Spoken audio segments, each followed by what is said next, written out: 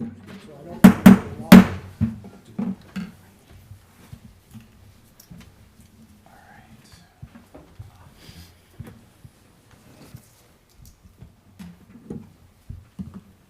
evening and welcome to the June 2nd, 2025 meeting of the City of Summit Zoning Board of Adjustment. My name is Scott Loikitz. I am the chair of the Zoning Board. Please rise and join us in the Pledge of Allegiance.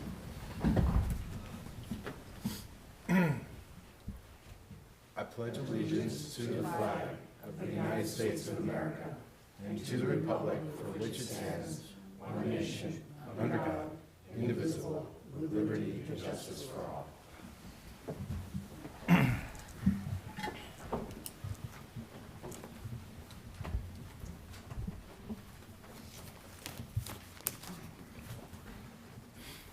Thank you.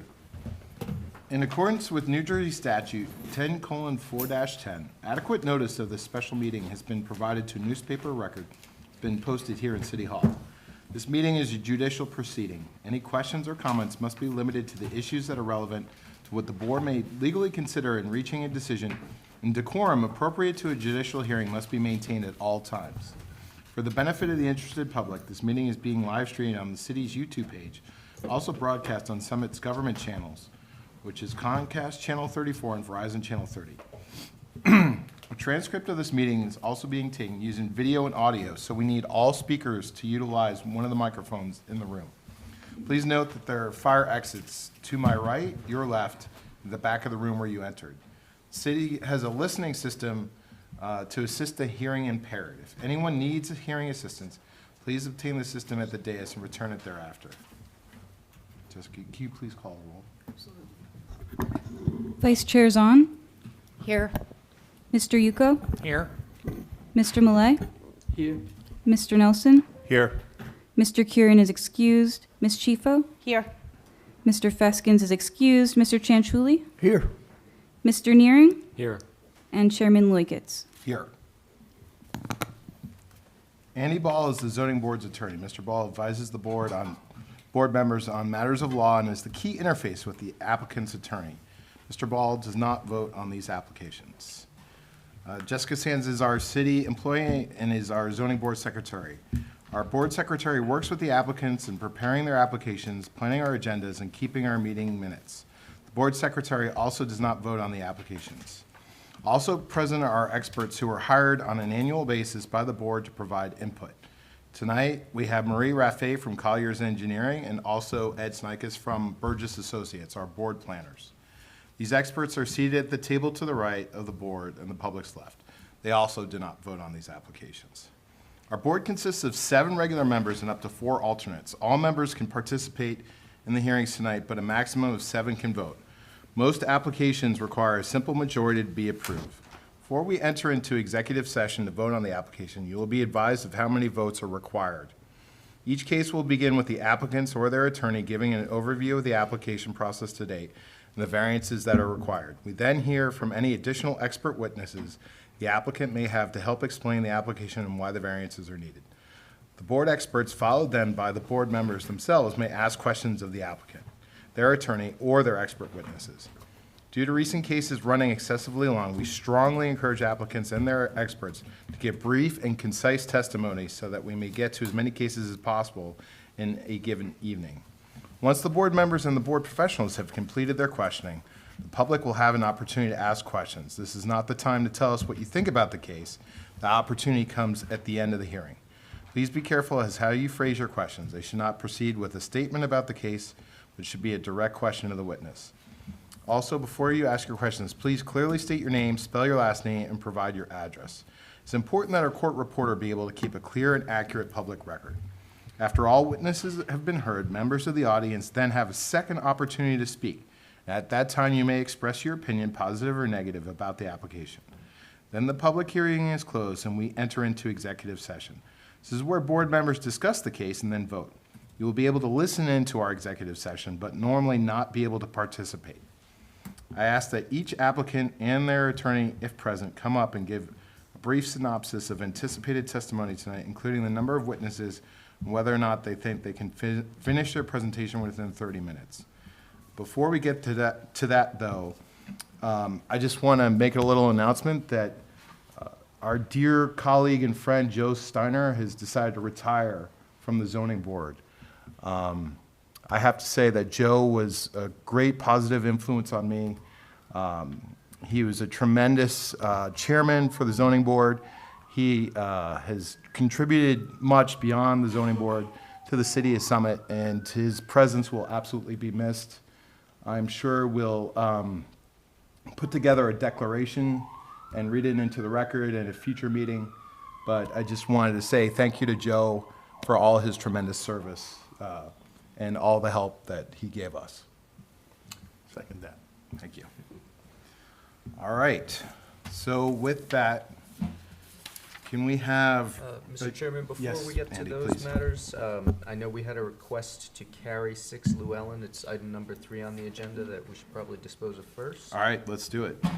So the applicant, I believe, maybe we don't have the correspondence in front of us, but submitted correspondence. They are attempting to put together a compliant application, but looking to revise their plans and have requested that we carry the matter until September 15th, 2025, which is city confirmed is available at the moment. Requested that it be carried without further notice, and they did confirm that they're waiving the time frame to act within that time. Great. Can we get a motion to carry? So moved. Second. All right. Can we get a roll call vote? I have a question. Is this going to be notice? No. No. Sorry. Just, can we get a roll call vote? Absolutely. Thank you so much. Yep. Vice Chair Zahn? Yes. Mr. Yuko? Yes. Mr. Malay? Yes. Mr. Nelson? Yes. Ms. Chifo? Yes. Mr. Chanchuli? Yes. And Chairman Loiketz. Yes. Okay. Thank you, Andy. Do we have representatives for 49 Tulip here? Great. If you could just come up and tell us if you have witnesses, if you're going to be able to finish within 30 minutes or not. One Okay. witness, and yes, we'll be able to finish it. All right. I don't know if the microphone picked that up. Yeah, if you could come up to the dais and, just so we can get it on the record. I just watched the hearing, and I know that that doesn't get picked up back there. All right. One witness, architect, and yes, we'll be able to present within 30 minutes. All right, great. Thanks. Thank you so much. We'll see you soon. Do we have representatives for 67 Dale Drive here tonight? Yes, sir. Please come up. Just myself, the architect, will be the only expert witness, and we can finish, I'm certainly sure, within a half hour. All right, great. Thank you so much. We'll see you second. And finally, 180 Blackburn. Do we have representatives? Yep, please, come up. Hi, how are you? Stephen Joseph for the applicant. We have 2 experts this evening. We do expect to finish within 30 minutes. All right, great. Thank you so much. And then with that, can we start with 49 Tulip?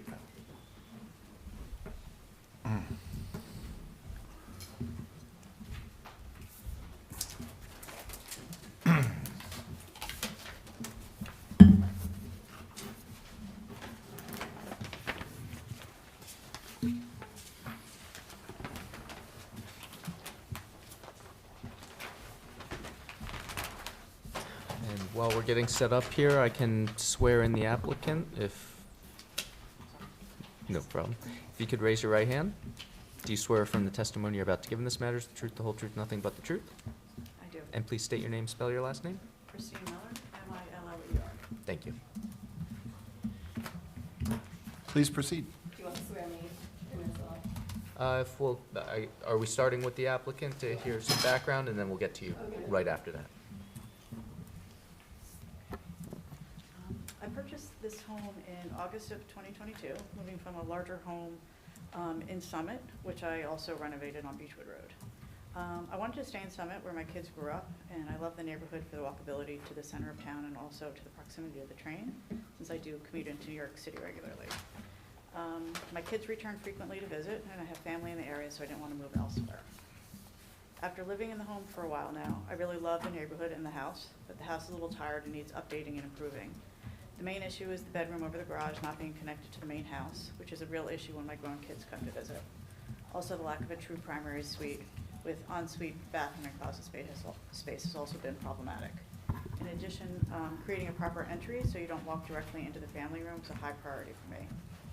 I didn't realize when I started down the path of renovations that I would need both wetlands approvals, which were a lot of hoops to jump through, but we finally got through that process and the variances. But I knew I wanted to stay in the house and make it work without doing anything too drastic. I hired my architect Cindy, who also worked in my last home, so I knew she would be able to help again. After realizing I would need variances, I spoke to all my direct neighbors on either side and across the street, and all seemed supportive of my proposal and did not express any concerns. I know there are a number of variances that are required, but I feel all of them are minimal and would drastically improve the function of the house while not really having any major impact. If there are no questions for me. Any questions for this witness? No? Board experts? No? All right. Questions from the public for this witness? No? All right, great. I'll hand it off. Now we'll swear in your architect. Thank you. Do you swear from the testimony you're about to give in this matters the truth, the whole truth, nothing but the truth? I do. And please state your name, spell your last name. Cindy Borner, Boerner.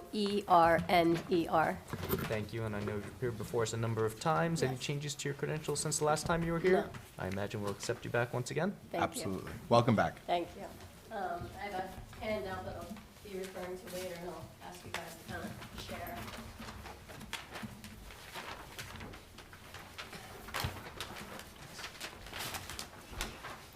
We'll mark this as A1 or? Yes. Yeah, I think I marked it A1. I apologize, I'm obviously losing my voice, so I'm gonna do my best to keep it here tonight. So let me just briefly walk you through the project. These are the same drawings that you have in front of you. Nothing's been altered. So on the first floor plan, we're proposing to enclose a portion of an open porch to create a proper entranceway so you don't walk directly into the living room. We're reworking the living room, the dining room, and the kitchen, and the bathroom to create more open plan and a larger kitchen without actually having to do an addition. We're removing the deck in the back and replacing it with smaller stoop steps and patio. On the second floor, we are adding a small lump to create a connection. As Christine mentioned, the only way to currently get to the bedroom that's above the garage, which was a previous addition by a previous owner, currently is to go outside of a separate staircase to get to that bedroom. So we want to add this, I keep calling it a lump because it's really what it is, to be able to connect the existing second floor to that bedroom over the garage. And then expanding an existing dormer in the front to rework the second floor to create a proper master suite. Our proposal requires a number of variances, mainly due to the hardship of an undersized lot and the existing conditions. Keep in mind that we are actually reducing a number of our nonconformances. Our first variance. Is that standing mic on? Is it? No, let's turn that on.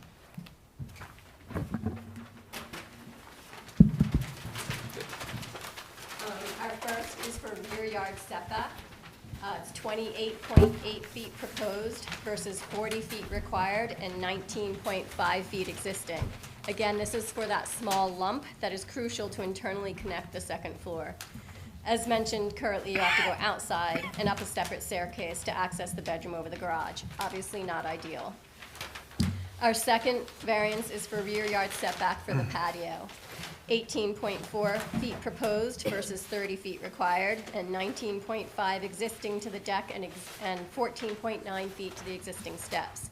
The patio is fairly minimal in size, 220 square feet, and it's only 10'6" at its widest. Our third variance is for building coverage for 23.6%, whereas 18% is required and 27.1% is existing. It's a reduction of 3.5% for the removal of the deck. Our fourth variance is for lot coverage, 39.9%, whereas 35% is allowed and 40.2% is existing. Again, a reduction of 0.3% for the removal of the larger deck and steps. The next variance is for floor area ratio. This is the only variance item that we're actually increasing with our proposal. Our existing is 24.9%, whereas 25 is allowed, and we are proposing 29.1%.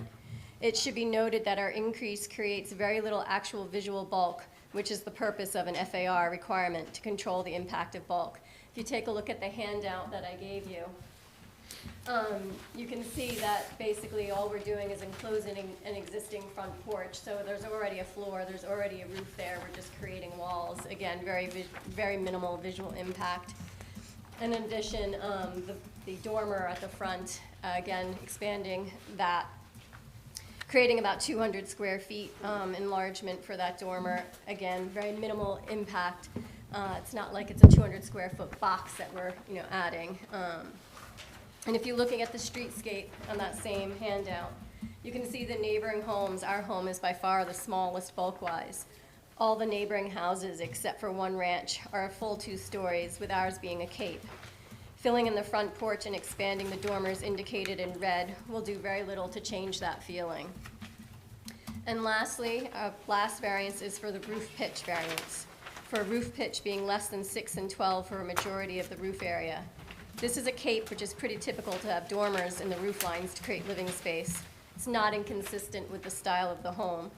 I would imagine this rule is more to prevent flat-roofed homes that aesthetically don't blend in with the character of the neighborhood. There are still steeper pitches, like the front-facing gable, that break up our lower roof lines. Similarly, the Dutch colonial to the left would probably have a similar percentage of low-sloping roofs, also not inconsistent with that architectural style. Before I wrap up to the conclusion, I just wanted to address a couple of the comments. I believe they were all on the Collier's comments. There's no actual wetlands on the property, but the property is in the floodplain, floodway of the Salt Brook. It's considered a flood hazard area. The DEP issued a permit because of minimal impact. Vents are required at the mudroom, and it can be finished, but it can't be heated as to not be considered habitable living space. The design is for 100-year plus 25% storm. Vents in the non-habitable designation is required because our floor elevation is inches below the requirement of the existing ceiling roof height, because of the existing ceiling roof height. The floor heights are consistent between the architecturals and the engineering plan. The elevation of the floodplain is 378.1. The first floor is at 378.3. And the enclosed porch is at 378.0, so because it's 0.1 below the required floodplain elevation, that's why the non-habitable and the vents are required. No additional collection is proposed since we're actually reducing lot coverage, and as per number 7 of Collier's comments, no stormwater mitigation is required. In conclusion, we believe our proposal has minimal impact on the house and certainly minimal to no impact on the streetscape neighborhood scale. We believe our additions are aesthetically pleasing and minimal, yet provide much-needed function. We're not blocking the light, air, or view of any neighboring properties, and we have the hardship of an undersized lot with existing nonconformances, most of which we are actually reducing with our proposal. For all of these reasons, we hope the board looks favorably upon our application. Thank you. Thank you, Ms. Borner. Board experts, do you have any questions for this witness? So, no, I don't have any questions. In fact, I think she adequately addressed the concerns that were in my letter. She addressed the flood hazard area individual permit that they received, that they had to put 2 flood vents in. We talked about some elevations in there. She clarified that information, and that they're not increasing the impervious coverage on their property, so they're not required to do any stormwater mitigation. So I have no questions on that. Great. Ed, do you have any? Mr. Chairman, in relation to our review memo that we had submitted, I believe the applicant's experts provided a lot of testimony to address a lot of the issues. Just 2 quick questions.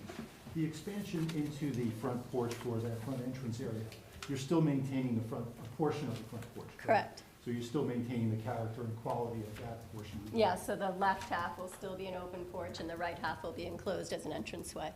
Okay. And then the expansion into the rear yard area, it's not decreasing the rear yard any more than exists? Correct. Okay, thank you. No further questions. Great, thanks, Ed. Questions from the board for this witness? I do. Allison? Yeah, can you just, did you, for the Historic Preservation Commission, they asked about the type of materials Everything will be consistent with what's there now. Okay. I couldn't hear the answer. What was it? Everything will be consistent with what's there now. Okay. And I just have one, just to clarify on the drawings. Where the deck is now, the rear deck, the patio is basically the same footprint, is that Yeah, right? so the Or a only little bit, reason- is it a little further in? The only reason why it requires a little bit of a sticky outie versus the deck was because when you come down the stairs from the landing, I wanted a minimum of 3 feet at the bottom of the stairs, so I had to put like a little swoop on the patio there at the landing of the stairs. Yeah, I was just looking at what's existing, so, because it kind of has a little slash there, so, Yeah, so the existing deck is the same size. The Yeah. existing stairs actually stick out more than the little swoop Okay. that I'm creating. so the existing is less than 18.4 feet, and your proposed is 18.4, so you're maybe improving, actually, Yeah, it's Step back a little 14.9, I believe, to the bottom of the stairs, and so that'll be an improvement. Okay. Great. Thank you, Mary. Questions from the public for this witness? Seeing none? All right. Anything you'd like to say in summation? I think we've said everything we need to say. All right, great. Any comments from the general public? Seeing none. Okay, Andy, what conditions do we have? Just our usual one condition of compliance with those conditions noted in the board engineer's memorandum. And I'll just also note that we have a D variance involved, so 5 votes are required to approve the application tonight. Okay. With that, we'll enter into executive session. So who would like to start us off? Don, thank you. Yeah, I mean, I drive by the house 20 times a day. Easy. But it's the first time I've been in the backyard. I can support this application because you're improving what's already there. You're not really intruding on the neighborhood, your neighbors. It gives you a more functional use inside. I can't believe you have to walk outside to go from one bedroom into the house. I don't know who approved that, but I guess it's a different story. Hopefully it wasn't us. But I can certainly support this. The positives certainly outweigh the negatives. Tom? Yeah, I can support it as well. I mean, when you first look at it, you see 6 variances, and that sounds like a lot. But then you look at it, as the witness noted, that most of them are existing, and some of the existing are being reduced. And the ones that are being expanded, the rear patio setback, that's not visible from the front, it's not going to be in position to anybody. And the floor area ratio is noted also is not going to be terribly visible, closing the front porch. And it's the size of the house is definitely in keeping with the neighborhood, having looked around there a little bit. And I think the property can accommodate the changes, so I can vote in favor as well. Thank you, Tom. Mary? Yes, I echo everything that Mr. Yuko, Mr. Nelson said, and I also just want to say I appreciate, it's a thoughtful, sort of modest, I think, application, and you're improving a lot of things. You're not knocking down the house and putting in something of different character. You're really keeping sort of the feeling of the house and of the block in the neighborhood. So I can support this as well. I too can support this application. I think all my colleagues did an excellent job of explaining the positive criteria for this project. You've clearly put a lot of improvement into very little impact. Working with the volume, the bulk of the house, the existing footprint is certainly appreciated by this board. And so with that, I will ask for a motion to approve. So moved. Thank you. Second. Just can you get a roll call, please? Vice Chair Zahn, Yes. Mr. Yuko, Yes. Mr. Malay, Yes. Mr. Nelson, Yes. Ms. Chifo, Yes. Mr. Chanchuli, Yes. and Chairman Luikens. Yes. Thank you Good very luck. much. Thank you so much.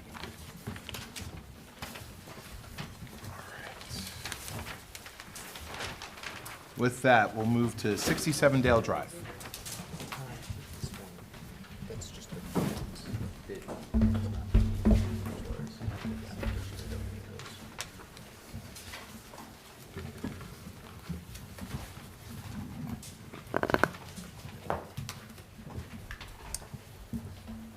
Before we get started, I'll just remind everyone here was already sworn at the last meeting on March 3rd. You all remain under oath.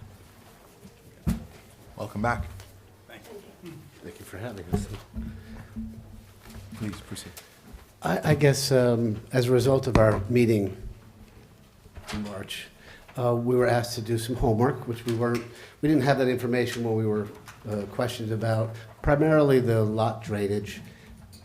Basically, there's 3 inlets, stormwater inlets that are existing on the property that we weren't sure at the time when we were presenting about our patio, how those inlets came to be, how were they approved, allowed. So we didn't know the answers, so we have answers for you tonight. Excellent. So, can y'all hear me? So we went back and I did discuss with the Department of Engineering, and I do have a handout for y'all with the correspondence as well as the permit approvals. And I can wait till y'all have that in front of you. Thank you. Thank you.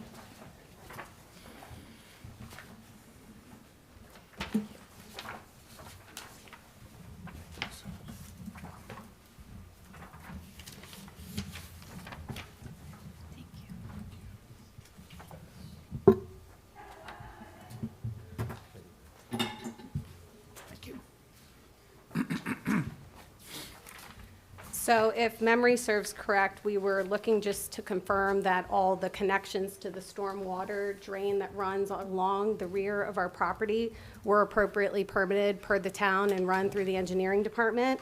I was able to speak to the engineering department, and the first page is the email response from them. And you can see that we did have a permit in 2020 where we did do a storm sewer connection. The permit was 20263, and behind that first page is the 2 permits that we've received, 22225 and 20263. And 2263 also has the document where it shows that we were approved for the stormwater connections on that page, and so that one was done. And then also, if you look, and the rear yard inlets were existing, so the 2 inlets were existing at the time of our application. And then the drainage from our roof leaders was tied into that with this permit application.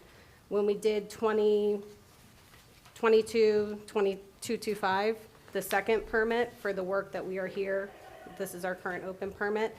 We also, if you note on section B from Carolos's email, the roof leaders from the new covered deck were to be tied into the storm drain, and that was inspected per the city.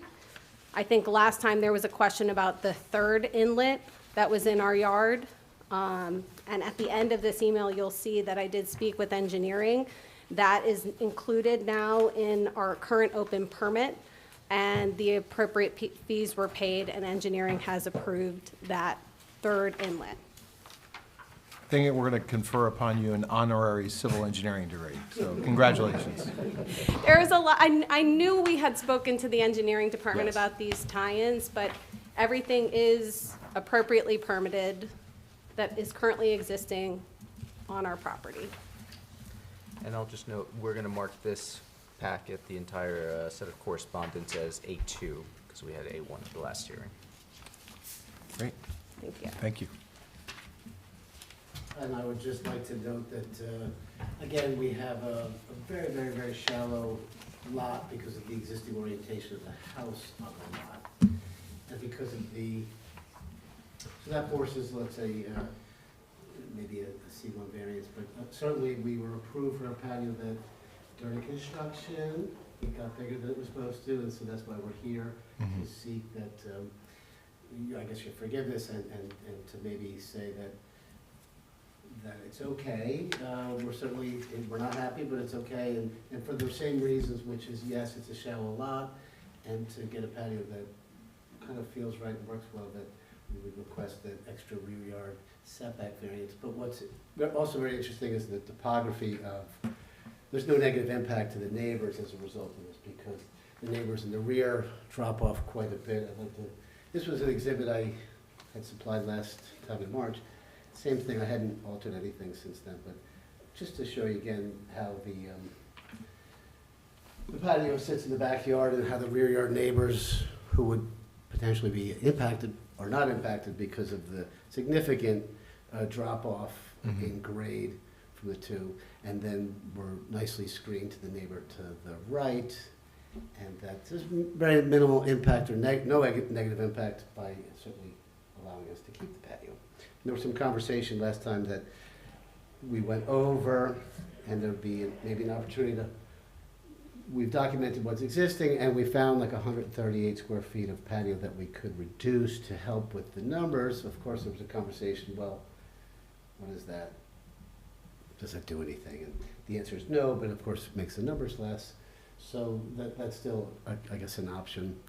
And then the conversation went from, well, the patio seems okay, but oh my God, how did this, how did the inlets come to be? And so we've straightened that portion up. And then, of course, as a condition of approval, if that we would then would be subject to engineering approval, because we now would require engineering to look at it again. Since it's been a minute since March and the board was able to last review this application, could you please just run us high level through square footages, setbacks, Absolutely. dimensions? Thank you. High level square footage is pretty simple. I guess if we got to keep the patio that exists, the coverage would be 6,394 square feet, which would be a percentage of 41.36%, and I think allowed is 35. And then the rear yard setback, 31, no, I apologize, 25.35 feet is proposed and required is 35 feet.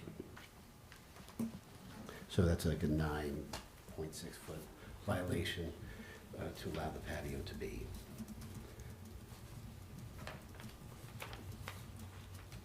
Thank you. Thank you. Ed, Marie, do you have anything for these witnesses? So I have not reviewed all of this, but I'm assuming that, you know, the engineering department put this together and Yes. verified all of that, so full disclosure that I have not done all of this. Okay.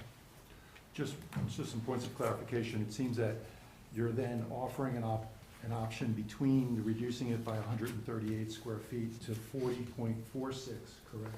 Yes. That would be the percentage? Yes. Or the 41.36 based upon the dimensions that you show on the illustration on your site plan? Exactly. And that the dimension to the setback does not change. It still stays at 25.35 in either solution? Yes. Correct. Okay. Thank you. Great. Thank you for that clarification. Any questions from the board for these witnesses?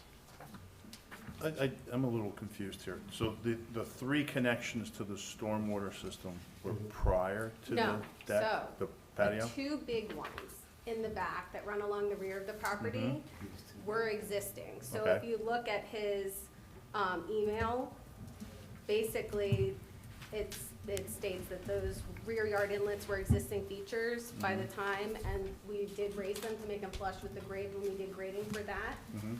Then there was a third inlet added. So if that was done after there was significant runoff from my neighbor's driveway, which was really creating a lot of wetness in the yard, and that inlet has been included under our current open permit. So if you get to the emails at the back, Okay. we did, you know, that is approved Okay. by engineering at this time. But since the approval for the patio was granted, was there any stormwater management required for the patio when it was approved? When the patio was approved, no, but that is something that we are discussing with engineering, and I had asked if I could find the decision for this board, because if the square footage remains at 300 square feet, then we do need to discuss additional stormwater management Yeah. with the Department of Engineering. So if the zoning board does approve either the existing structure or the reduced structure, it would obviously be with the caveat of ensuring that we have satisfied all the requirements per the Department of Engineering. So if you were to remove, if the patio were to stay the way it is now, you would have to do some sort of stormwater management. If you reduced it by that 138 38? Right. Would you still have to do No, stormwater? then you'd be under the 300. Okay. Although I would like to offer to the board as a, I mean, obviously, we're here not on, so I would offer that we would still seek to make sure that the coverage would be acceptable to the engineering department, even if you chose the reduced option. 100%. I Yes. just want to make sure that Yes, everything yeah. is appropriate and right. I was just confused as to whether that third stormwater inlet was because of the patio, but it was for another reason. Okay. That's correct. So would the board want a condition that the, whatever solution is based on compliance with the engineering department's recommendation for stormwater management? I think so. Honestly, I think I have a different view on that. I think that if it's 300 square feet, you have to do some kind of stormwater management that is not connecting to the storm sewer. That can't be the stormwater management because that's not allowed for anybody else in Summit.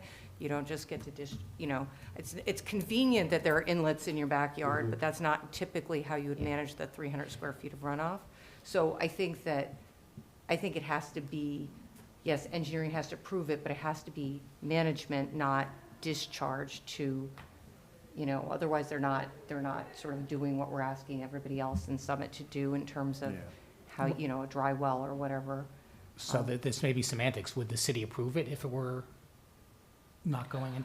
Well, we haven't really had enough time to review this to see sort of where but it's a little confused. I don't know because, something that typically, right here I see downspouts were allowed to be connected to the storm sewer, but then in the email it said Yeah. that they weren't supposed to be connected, but then they were connected and then it was approved. So I don't know. It's hard to say. I think there's a lot of information in here to review. So can we craft a condition that covers both of those possibilities? Or Yeah. Or, Marie, is there a circumstance where we can put some language together that says the solution will follow the zoning code? I just want to make sure I'm understanding this. Yeah. What you're suggesting is that leave it to someone else to decide whether they keep the patio the way it is right now, or to remove it? Is that what? I think we need to know that tonight. and Yes. I am, that's no, what I'm I think trying we're to- gonna- I'm not sure I understand what. I That's kinda why imagine I'm the sorry. applicants are requesting to keep it as is, Yes. primarily. If Yes. it is agreeable to the board and we keep it as is, we're willing to do additional stormwater management. To your point, And then likely what's we going to can be add that as a proposed is condition. separate from the drainage that we currently have to the storm sewer connections. But when this was done, and I look back at the emails with Lori Toth, that was a proposal that they had suggested because of just the unique way that our lot was configured and the fact that our downspouts at that time were just draining directly out our backyard onto our neighbor's property. So I understand that not everybody in Summit has access to this, but this wasn't necessarily like the solution that we decided we were gonna do. It just came to be in conjunction with our communications with the town engineer. So if this board approves the existing condition, right, which is a greater overstep on our zoning code, it will automatically come with the condition that we're gonna attach tonight, that they have to conform to the city's stormwater management standard, which will be on-site,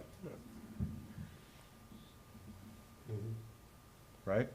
I think I understand what you're saying, but Yeah. I'm trying to look at this I as a just little bit more wonder if simpler. on-site, if the drains are interpreted as on-site, because they're on-site, I just don't know how, I just would, besides discharging to the stormwater drains, I think that should be, the whole point is that each house in Summit, and I have a backyard drain, and just for history, I wasn't allowed to discharge my downspouts to it, so, also a very different situation, but every house, we don't want to be contributing more to the storm sewer if we could be managing, because we're having flooding and storm sewers overflowing, manhole covers lifting, right? There was that last storm, they're coming up off of certain streets in Summit. So every house that, it may sound like a little bit, but in my opinion, if, we have to kind of say everybody has to do their part to try to manage it on site when you exceed the 300 square feet. Well, city engineering wouldn't approve the drainage going into the storm sewer, would they?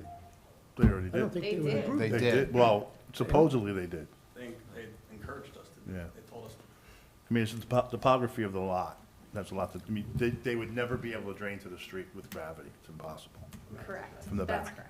So, But can't we add to the condition, Miriam, that they cannot add those existing inlet connections as part of their calculations when they do their stormwater management? To, Yeah, I think you're saying don't have the 300 square feet discharged to the storm sewer. Yes. Manage it another way on site. Yes. Yes, I think that's, And I think you want to be careful that it's not just that 138 square feet that's going to go into some on-site drainage, right? It's going to be whatever the increase in coverage was from what was last approved to actually what is happening right now. And I think Yes. that's somewhere, like, 300 somewhere something. around 300 square feet Yeah. or something. yes. So No, I think that's a good way to I say That it. just and- wanted to make sure that that was. Yes. here. that gets back to my question, or why I asked you. Is it, your finances are your finances, but is 100 square feet worth an in-ground drainage system? You know what I mean? I think that's That's what for they're you guys to telling. decide, but I'm just, you know, If you reduce the, Yeah. like the 138, But I felt That's like the totally your last time we decision. were here, the discussion was, and this is where I'm by no means an expert, I get very confused, was that even if we reduce the square footage, it still would be over the 300 square feet, and therefore it would still require stormwater management. And to your point, separate stormwater management on the property, like a tank or something else. you're right. Instead of what we currently have set up. Am I Would that interpreting reduction in Yeah. coverage impede or greatly affect the usability of the current conditions? I mean, yes, but Okay, also that's- like, that's can fine. yes, but can I at the No, end I of the think that's day, a- I will do a fair whatever answer. this committee would I like. think, just to clarify, so I think if I understand what you're trying to say, is that when you take the patio that was approved, plus the 300 extra square feet that were built, that is, that's the part that would be pushing you over no matter what, because when you first put in for the patio, obviously, it was just sized Yeah. enough so that you didn't have to have the drainage. I have a question. On the picture you had with the patio where you had the Mhm. red line on if you were to reduce it, Mhm, if you left the walkway mhm. the same and just cut the chunk off where the patio sticks out, how much square footage, yes, how much is that square footage? And just to back up, because I did some quick math, but if we started this process before and we asked for the variance, we'd be going for the engineering department for 421 square feet of. So you're right. If we pull back the 138, we're at 283. You'd be under the 300. Yes. square feet. And then we would not need to do additional stormwater management That's right. outside of what is And that currently. was That's right. like. I would be agreeable then, would you remove it? 'Cause- I don't know Yes. what's involved in actually doing that stormwater management. Yeah, then we would, Is that a big deal? Tell It could be. I don't know. Is that expensive and does that alter the property? It's kind of hard for me to. Well, at the end of the day, when the management system fills up, yeah, the water's still gotta go somewhere. right. So where's it, if you got to have a tremendous storm, the water comes out and it goes somewhere, where's it gonna go? So normally with gravity takes it someplace, gravity's gonna take it downhill. Yeah, So to my neighbors. you're damned if you do, damned if you don't, Yeah. so. Well, no, because the stormwater management system is It's- trying it's to, most of the designed, yeah. time, it's Yeah. not running Of off to your course. neighbor's property, it's infiltrating to Yeah. the, Its very I'm thinking existence is worst to case guard scenario. against I that. think we would be agreeable to remove a section of the patio to avoid having to do additional storm water management. But I just left the last meeting thinking that even if we removed that section, we still would have to do that. No, I mean, you could remove enough where you don't, but I think you guys need to tell us we're not gonna offer a menu of options, so Yeah. you guys decide what you want to propose to us, and then that's what we'll vote on. Propose removing Yeah. what you cut out, The 138, and that Yeah. brings you down to 283. and then no stormwater management, that'd be. I'm fine with that. Okay. And plus the trucks that have to go back there and dig and mess. Wait, okay, that picture, you're cutting off the, What you suggested, Allison. no, I know, but you, that little piece on the bottom should stay, because if that's the Oh, the okay, walkway, Well, I think, that's what, but that's only 92 square feet, so they Yeah, so still you They're gonna Yeah, have so to you do a still have to- combination, still have to- yeah. Yeah, Yeah. well, we were planning to You'll do this whole figure- pink area like this. Yeah, because even if we remove that, there is still 3 feet for the walkway. Yeah. Yes, Fine. all right. Would still work. So, Okay. so we're gonna, as a board, we're gonna assume that whatever that shape is going to add up to enough square footage to get you under the stormwater management trigger. Yes. Okay. For lot coverage, are we back now to the 40.46%, or, okay, Okay. And 35 is allowed, is that right? 35 is permitted, yes. Great. Thank you. Thank you. Thank you very much. By the way, I just appreciate all of you, and I'm so sorry that we are here in front of you. It's okay. So just to clarify, the 40 point, because this is going to your point, we're going back a bit. What was for the lot coverage, 40.46% is what you're proposing now. What was approved with the 2022? 38. 38. So we're going from 38 to 40. 38.7. Okay, so like 1.7 up, okay. Okay. That's helpful. Great. Any other questions for these witnesses? Great, thank you. Any questions from the public? Seeing none. Okay. Any comments from the public? Seeing none. Okay.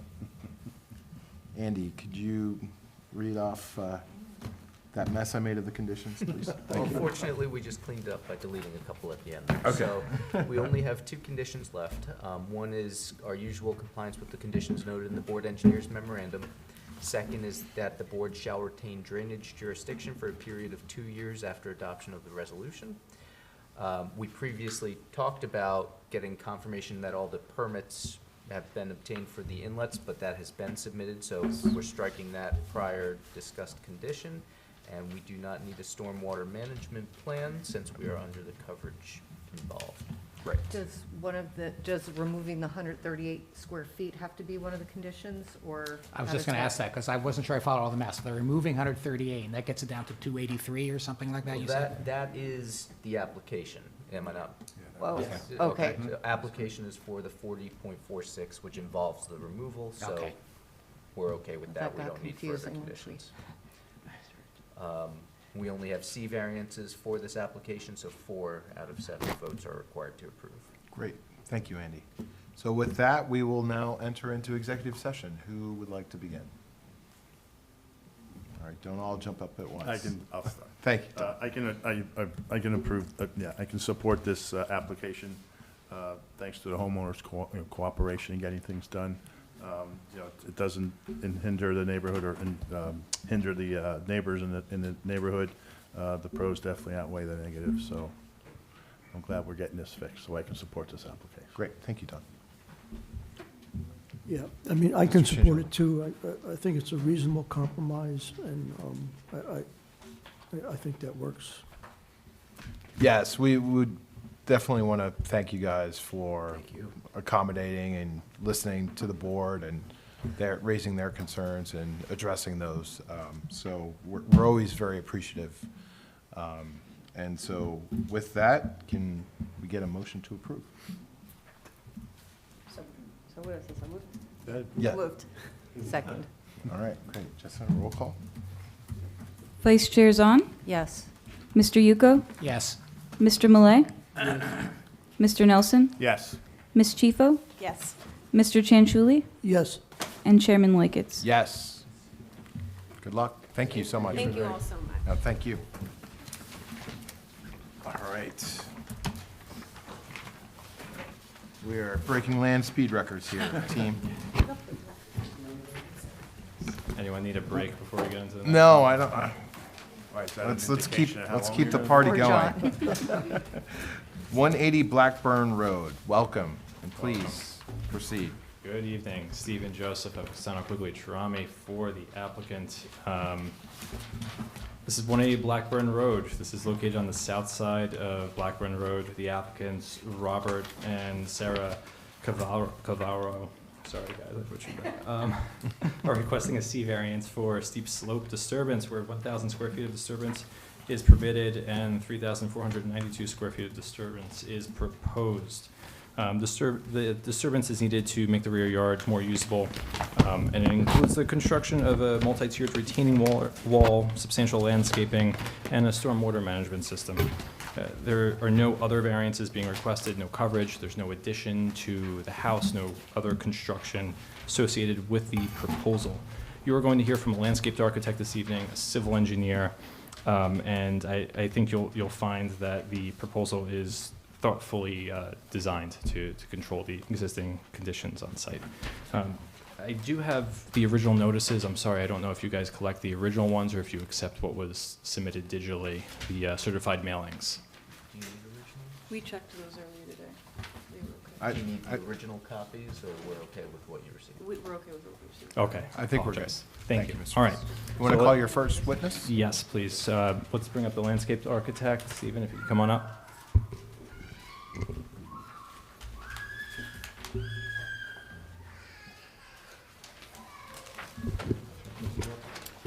Hello, We'll everybody. swear Good you evening. in. Thank you. And if you could please raise your right hand. Do you swear affirm the testimony you're about to give in this matter is the truth, the whole truth, nothing but the truth? I do. Please state your name, spell your last name. Stephen Colmar, Kollmar. Thank you, and can you briefly describe your background and experience for the board? I'm a landscape architect, graduated from Rutgers.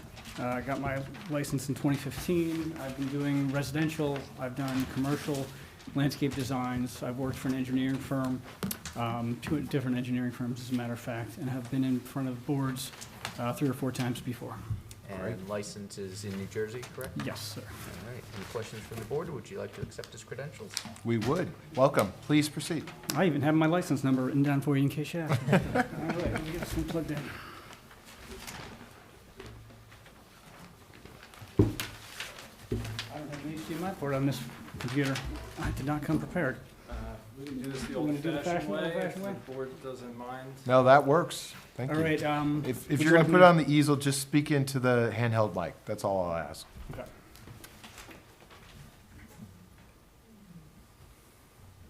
And this is a new exhibit, right? Correct. So That's correct. this, I submitted this morning, I believe. So we'll It's mark it as exhibit A1. Yep. All right, it's kind of small. Can everybody see it okay?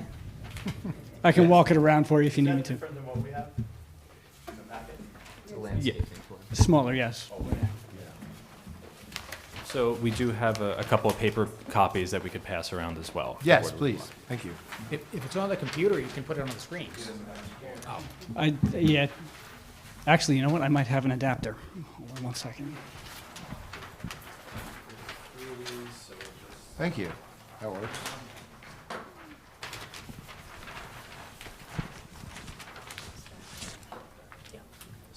We can keep going like this, Steve. Let's All right. keep it rolling. All right, so this is pretty cut and dried.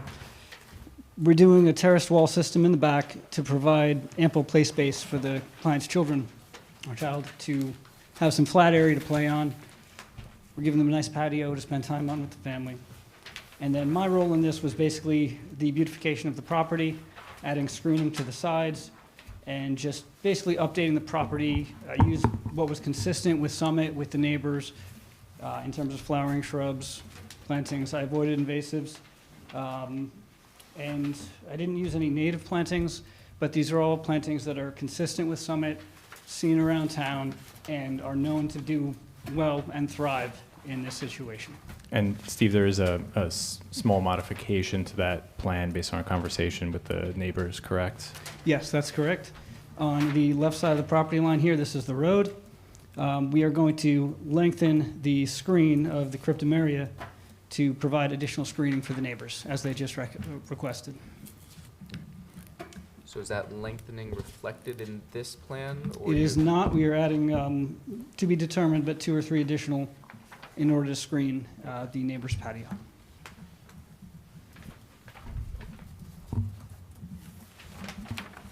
Are those evergreens or? Yes, they are evergreens. They'll be going in about 6 to 7 feet.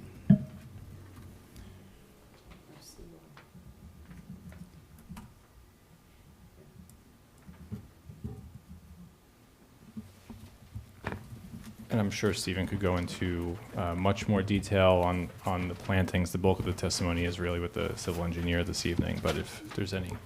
Yeah, I just have a couple questions. Did you review the forester's report?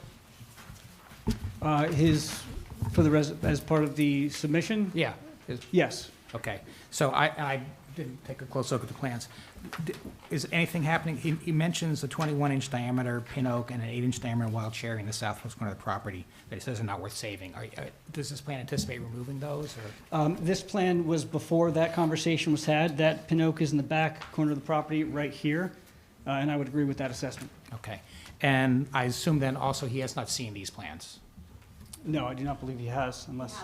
Oh, he has seen them? Okay. Okay, so, but I think we'd want a condition that we know that Mr. Lewis has reviewed them and So I think we're going to anticipate a condition, because this is going to be modified to accommodate the request of the neighbor, that an updated landscaping plan will be submitted to the city forester for review and approval. Absolutely. My client's been working extensively with the city forester. Great. Okay. Thank you. Board experts, do you have any questions for this witness? Just one quick question. Why this large of an area? Was there a rationale behind it? Were you involved in the delineation of the space, or was that more the engineer? For the lawn area up top?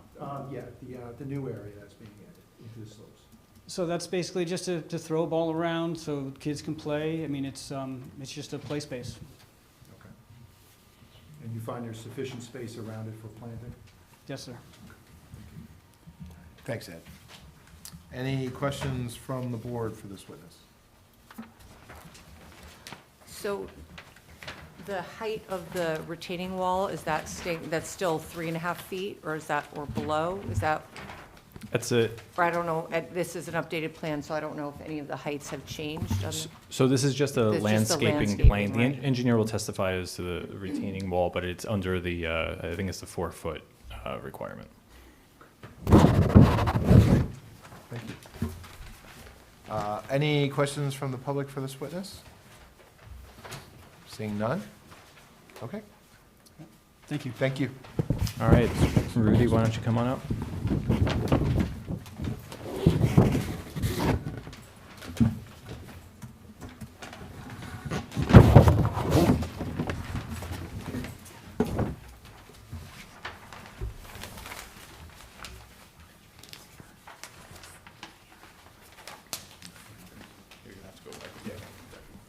All You right. can raise your right hand. Do you swear affirm the testimony you're about to give in this matter is the truth, the whole truth, nothing but the truth? Yes. And please state your name, spell your last name.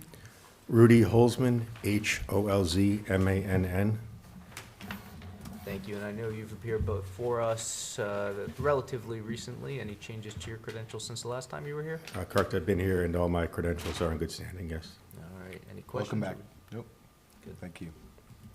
Please proceed, Mr. Holmes. Okay, kind of as discussed already, I'll walk over there and grab the mic.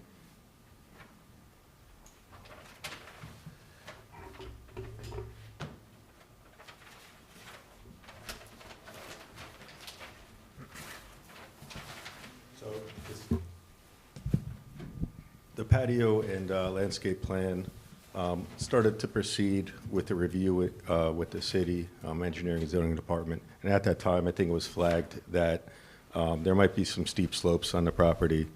So I was brought in to help identify those steep slopes. So there's a 2-plan set that's submitted as part of the package in front of you that I'm pointing out right now that just quantified with the hatching the steep slopes on the site.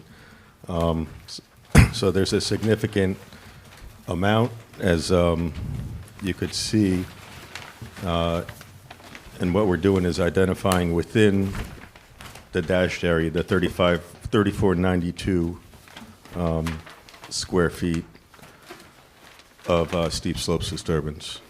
So we found those slopes are over 15%, and the total disturbance obviously over 1,000 square feet, which is the main reason we're in front of this board today. So I was able to work with the landscape architect who prepared a comprehensive plan. I think that was submitted beyond what we just discussed, which showed the plantings, that showed the grading, the layout of the patio, the walls, and the drainage system. So as far as drainage goes, our site basically slopes from the road, up away from the road, and that's maintained to the extent possible at the edges of the property. And what we're doing is terracing the backyard with a two-tiered terrace. The upper terrace is the lawn area that was discussed that they'd like to use for recreational purposes. And between the lower wall and the house is where the patio is located. So the drainage system is designed to collect the patio. Actually, the wall area too is quantified and directed to a proposed dry well in the front yard. The overflow for that dry well would be connected to the existing roof drain system, which discharges in the front lawn towards the roadway.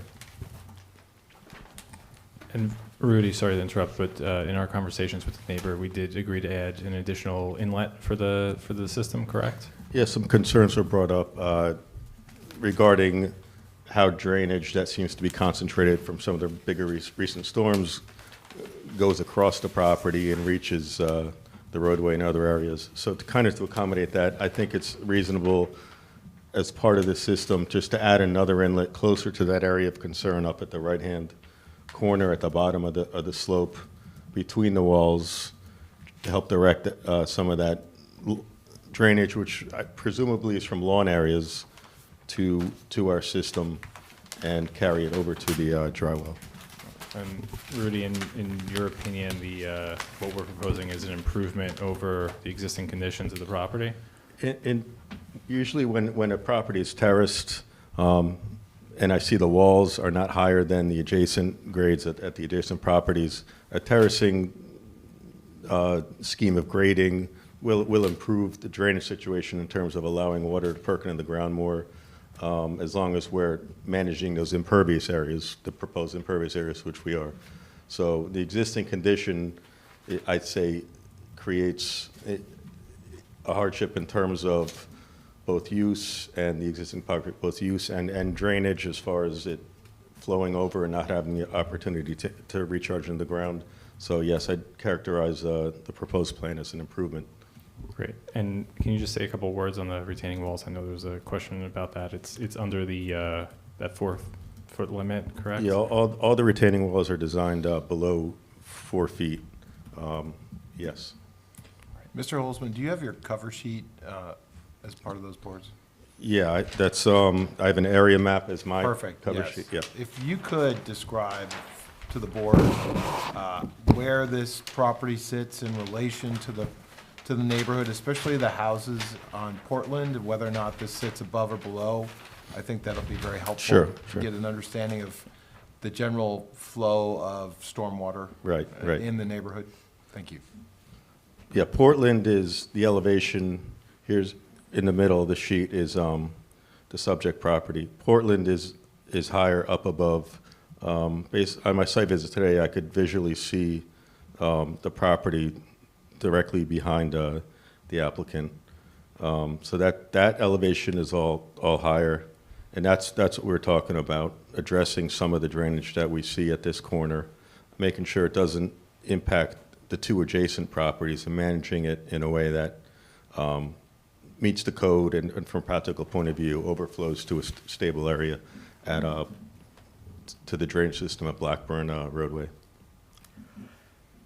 Great, thank you. Marie, do you have anything for this witness? I was looking at the calculations. I see you have a 1,000-gallon dry well, but I'm not exactly sure. I know, and you've sized it for the amount of additional impervious coverage. But I'm not sure the area that you're collecting, so I don't know if that has the capacity to actually Right, store right. all the water that you're putting in there. Right. I'm not sure, sheet 2 of, there's a sheet 2 of the landscape plans that I'm not sure was submitted as part of the package.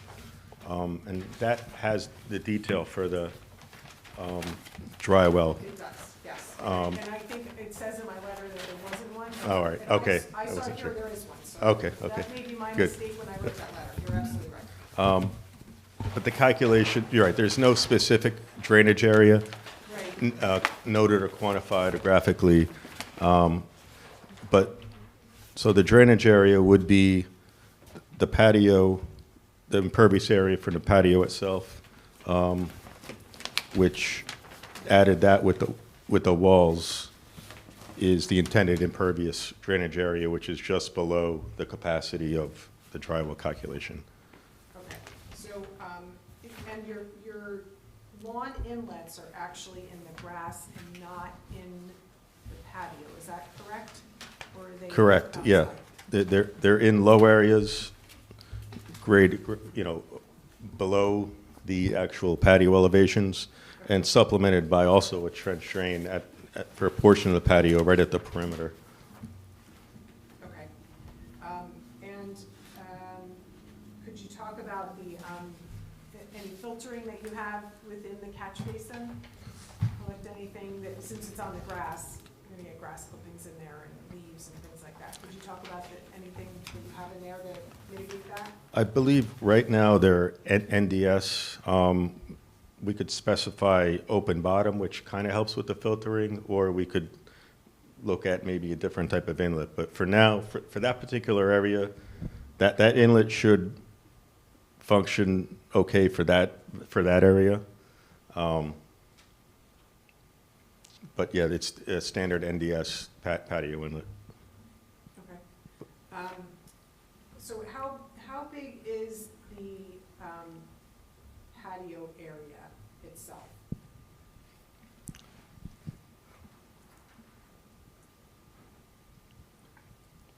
The patio is, we got 595 square feet increase, and the actual proposed is 996. So the patio's basically been removed, what was there, the 401 square feet, or is in the process of being removed. So 996 is the actual new patio area graphically showed on the plans. So, and all of that, you intend to have that go to the lawn inlets and the trench drain? It's gonna be graded? Yeah, consistent with being graded away from the house, the patio itself, and the grades, correct. So, and your dry well is,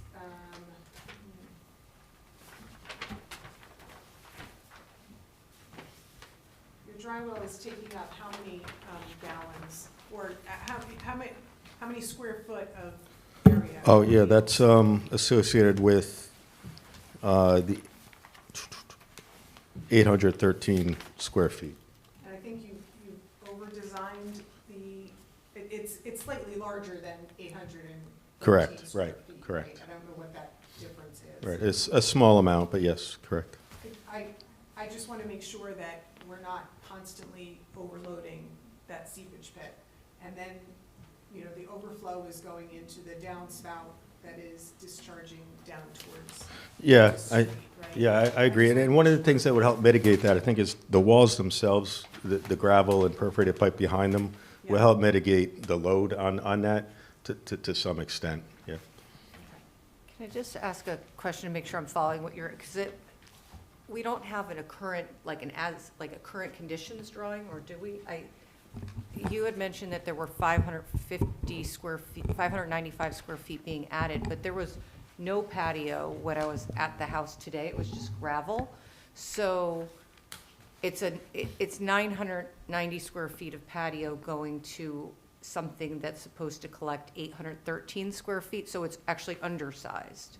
If I'm understanding it right? That's what I'm concerned Okay. about, is that.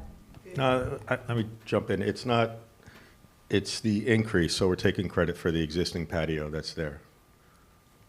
The patio was recently removed. Patio is dangerous. Well, we don't have a picture of there being a patio. There was it's on Well, no, I guess No, what you- I was getting yeah, at, and I yeah. think you were hitting on it, was that the patio, I don't know what it was before or what it is now, but all I'm saying is that there's 900 square feet of water. Right. Going into a facility that,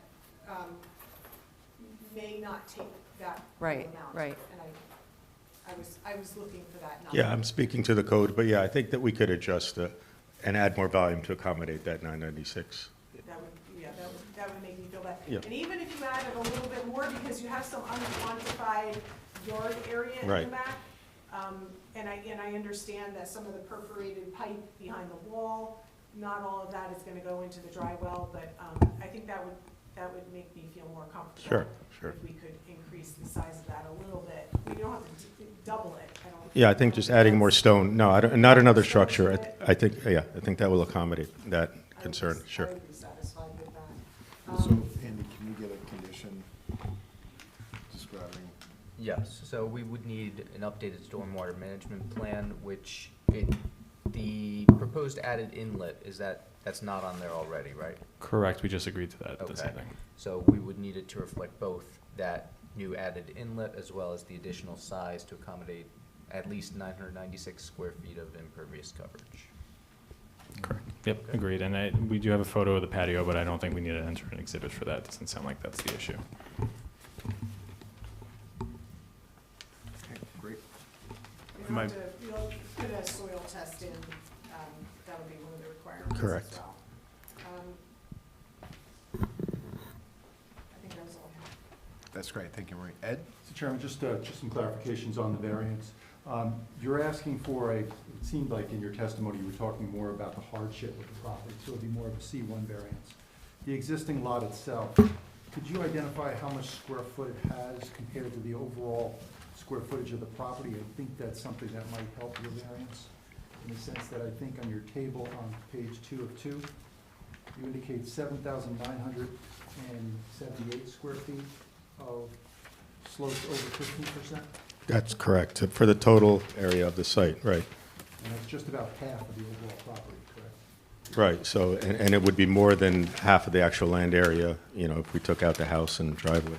Okay, and that you have no other area you could use to avoid the disturbance of that steep slope area, is that right?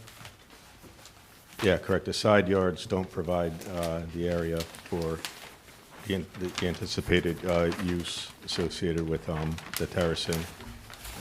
Thank you, I just want to make sure that was, thank you. Thank you. Any questions from the board for this witness? Just so I'm clear, you said you were taking credit for a patio that's no longer there. So I might be $1 short what we were just talking about, but, so we're gonna go back to designing a stormwater system as if it were a brand-new, almost Exactly. 1,000 That's square right. feet patio. That's Correct. Okay, thank you. Miriam? I just wanted confirmation, that the only variance then is steep slopes, because in here, the chart typically we see like percentage of what's allowed versus what's being proposed, but that's not in here, so I just want to confirm that in terms of, lot coverage, there's no FAR, setbacks, all of that. I I mean, think you're not that's- changing the house, but you are changing the patio expanding it quite a bit, that there are no variances needed for the size, and, from the chart, I can't really tell. Yeah, so correct. We're not requesting any other additional variances. I would just ask Rudy to just confirm the coverage. Yeah, the proposed coverage is less than the allowable, correct, for lot coverage. But the structure is not changing at all, so in terms of setbacks, FAR, none of that's changing. Okay. So is the overall height of the retaining walls counted from the foundation of the walls, right? Isn't that what we do? Typically, depending, if there's a footing, then that's the way it's calculated. It could be also calculated from the ground if the footing is designed sometimes as a leveling pad and gravel. So I'm not sure if this detail clarified that, but I think that's something we could work out with the construction office. We're not going to physically change any elevation as part of design, but if they want something, I think we could work out the correct detail calculation that's required at that time. I believe that interpretation on the code has come up before this board in the past, and the testimony has always been that we'll do whatever the building department wants. If the building department doesn't agree with our interpretation of the height of the wall, we'll change the wall to meet the building department's interpretation. Okay with that? Good.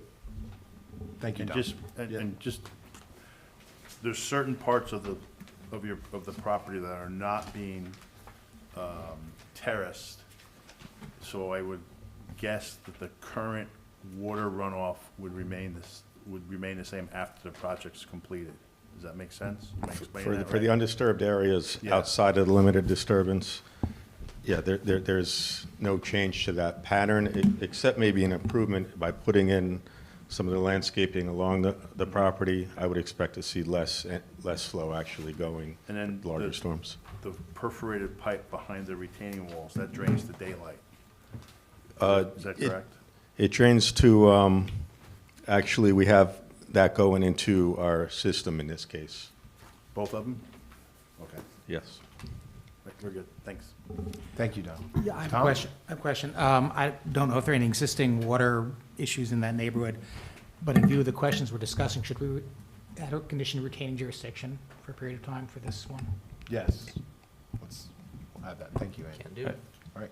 Thanks, Tom. And that's something we told the neighbors we'd agree to as well, so. Perfect. Thank you, Mr. Joseph. Any questions from the audience for this witness only? Don't all get up at once. Yeah. Sir, welcome. If you could please state your name, spell your last name, and give us your address, and then feel free to ask your question. Yeah, sure. I'm Shankar. My last name is Parasuraman. Address is 186 Blackburn Road, Summit, New Jersey. Great. Welcome. Thank you. Please ask your question. How do you make sure that we are downstream from where you're making the changes, and it's a pretty steep slope, right? So how do you make sure that and there's a lot of water gushing whenever it rains, it gushes through their property, it gushes through our property. The slope is like this, where the water actually moves towards our house. How do you prevent water from actually getting into our property? Because we already have that problem to some extent today. Yeah, I don't know the exact extent of the problem, but that's what was kind of discussed just before was that outside of this limited disturbance, there's no change to the physical topography. So I would expect what's happening now from that specific area will happen. And I guess when you're talking about the gushing water, you're probably talking about from the property uphill of behind the applicant and behind you. That water that's there, this plan doesn't collect and impact the adjoining properties in any way. That will continue to go through this property to Blackburn Road. So I think that's the best way I could address it. During construction, that you'll see a silt fence to stabilize the area when soil's being moved around. Post-construction, I would expect a better condition than any problem you might be seeing from drainage from uphill areas of your property in the post-condition condition, but just based on the elevation of the property, not concentrating water into your property. And Mr. Holzman, that's because you're installing a stormwater management system that is not there currently today, correct? That's a major improvement Right. to collect the impervious area that was draining around the house through the swale that was there, and that's to an extent is there now. Okay. So obviously I'm not an expert in any of this, right? I've lived in Summit for 5 years and I've never done this and I'm not used to any of this. So I was just reading online about how this process works. And one of the things is about hardships, right? And as far as hardship is concerned, pretty much, at least I can speak to the property next to us on either sides. Sir, it's just questions only. Probably Questions the the other neighbors, but the gradient is the same. So what really is the hardship?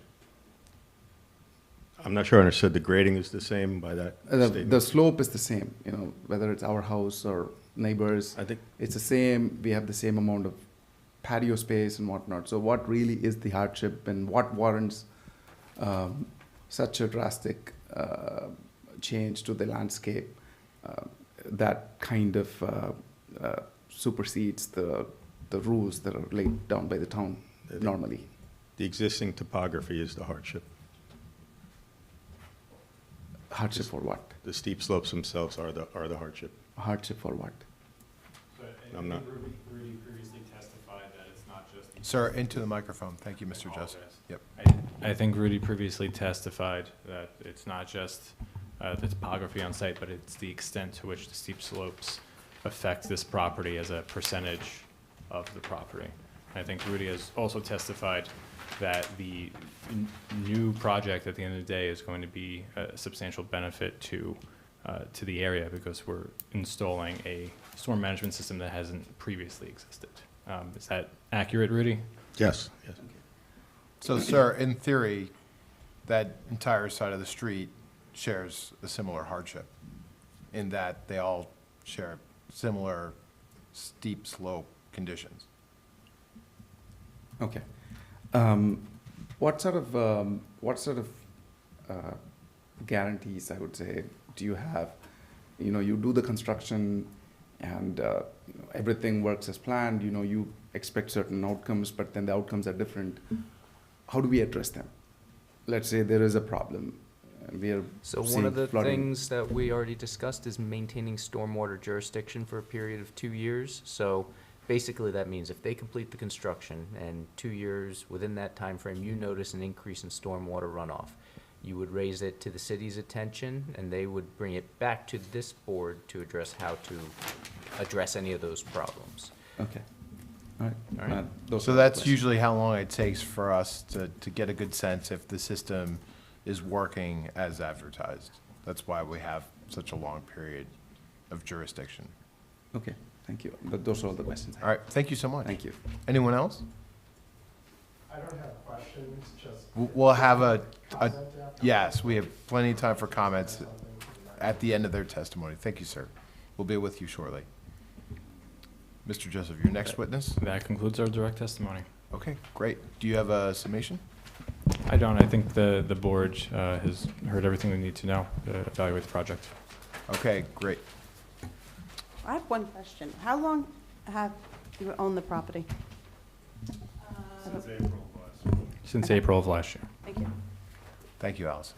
And I have one more question, just because it's not here and we're adding that 990 square foot patio. There's, in this, right here, the application, it says that the existing structure is 2561 square feet, and then it says 35% of the lot is going to be occupied by structures. I can't figure out what the because 35% is more than 2561 square feet. So do you know like what is going to be the lot coverage, total building coverage, everything when you add the patio in? We don't have that percent, and it just doesn't seem to add up with what's on this sheet. With the application to the zoning board of adjustment on page 2, I think it's question 3. I'm just trying to make sure I understand what the coverages are.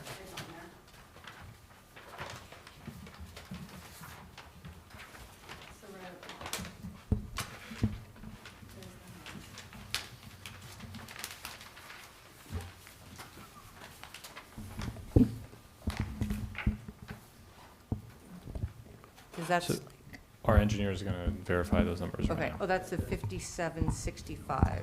Okay, somewhere I saw that. I just, I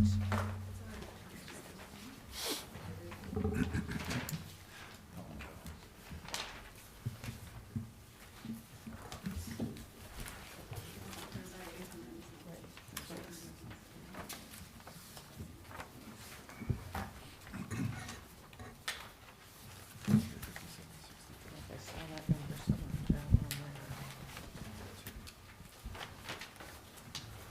Yeah, just to help clarify, I'm looking at the plan for 2561 square feet for the house existing and proposed.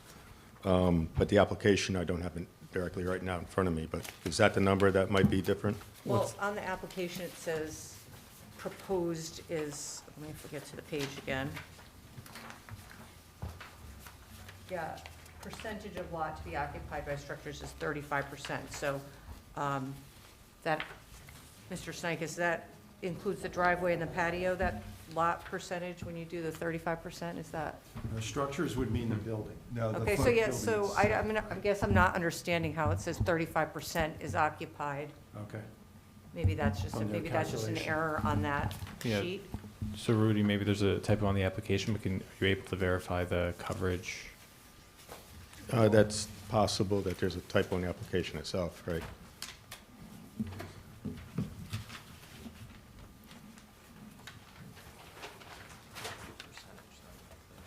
Because the 35% comes out to like 5765. Yeah. But you're talking about lot coverage. I'm, That's the 35% number. it says percentage of the lot to be occupied by structures on page 2, that says 35%. I don't think that that is the same as lot coverage, is it? No, we're talking about building coverage and lot coverage, correct, Ed? Yeah. That is Yeah, correct. The structures would be building coverage. right. So Right, that so- percentage is less, I believe. Correct. 25%. I think I understand what happened here. I think in error, my office put the allowable percentage on the application instead of what's existing. instead of it was. Okay. Yeah. But it is your testimony that with these improvements, especially the changes to the patio, that overall lot coverage will still remain under 35%? Correct. That was Rudy's testimony. Yep. Okay, great. Thank you. Absolutely. I apologize for that. No worries. Just for the board's information, the 2561 is 15.5%. Okay. So it'd be under the requirement. And there's no other secondary structures, no sheds, no, No. detached garage, correct? So Correct. that is the building coverage. That's correct. Thank you, Mr. Joseph. All right. So with that, I will now open this hearing up to public comments. So please, come up. And Andy will swear them in.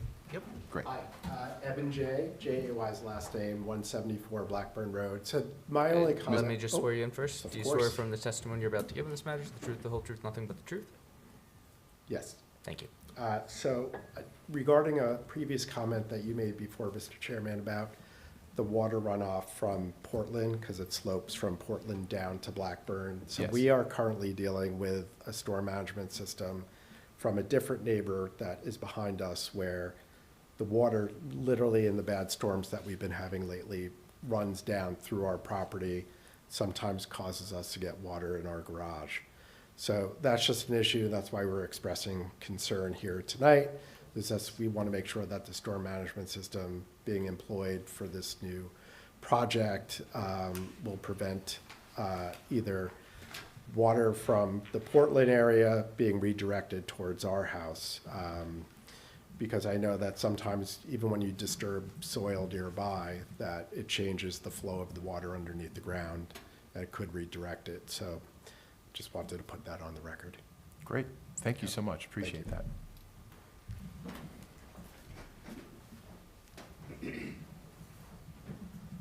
We'll swear you in. Do you swear from the testimony you're about to give in this matter, the truth, the whole truth, nothing but the truth? Yes. Thank you. It's very similar to what he talked about. Should I please state introduce his myself name. again? He did previously and spelled it. They're going to know that on the transcript? I suppose we can have you restate your name. Yeah, sure. I'm Shankar. Last name is Parasuraman. Thank you. Address is 186 Blackburn Road, Summit, New Jersey. Welcome back. Thank you. It's very similar to the concern that he just had. It's about the water, the storm water running through the property and creating like water problems. As long as that is managed properly and there are guarantees that give us confidence that if there are any issues, they'll be fixed and will be fixed to their satisfaction, then I think that'll make me comfortable. Otherwise, that's the only concern that I have. Excellent. Thank you so much for your Thank you. comments. Okay, Great. Not seeing any additional comments, so with that, Andy, could you read us off conditions, please? Yes, I can. So I have 4 conditions noted. First is compliance with those conditions noted in the board engineer's memorandum. Second is that the applicant shall submit a landscaping plan which will include the additional plantings as agreed to with the neighbor to the city forester for review and approval. Third is that the applicant shall submit a revised stormwater management plan which will include both the additional inlet agreed with the neighbor as well as an increase in the size to accommodate 996 square feet of impervious coverage. Shall be submitted to the board engineer for review and approval. And fourth and finally, the board shall retain stormwater jurisdiction for a period of 2 years after the completion of the improvements. Can I just ask one question of our board experts in case that leads to a possible condition, which I don't know that it will, but Ms. Raffay, with the comments from the neighbors and the issues with the water coming down, stormwater, do you have an opinion or do you need time to, assess this? When the water's, let's say there's sheet flow coming down towards that retaining wall, how is that water being directed that would normally have come onto, the owner's property? Where is it going now? Is it going to funnel around to the other properties, or is it going to go over the wall and be managed on their, impact their property the way it has been in the past?